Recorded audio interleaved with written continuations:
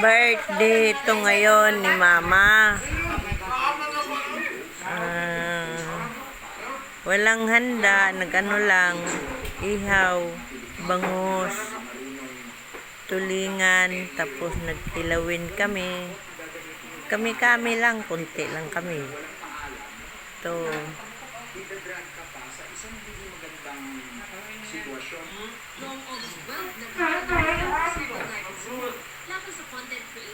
Yan si Mama Sita.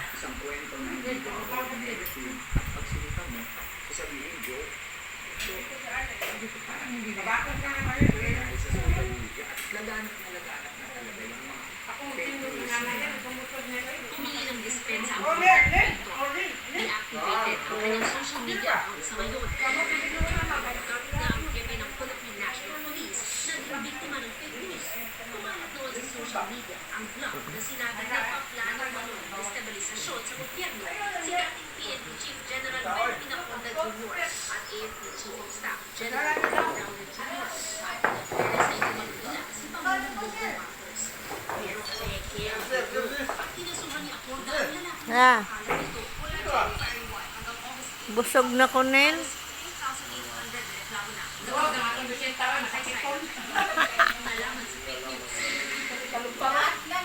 Ang kaso sa pulisya, walang partikular na batas na nagpapausap sa pagpapakalat ng fake news.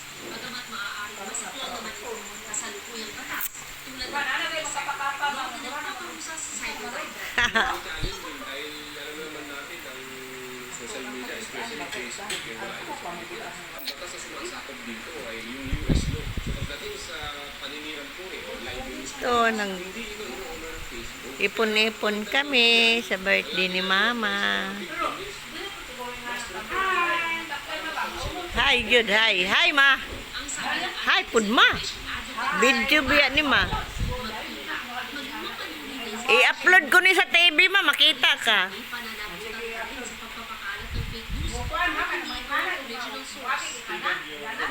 Hi, pud mo, oy. Bye,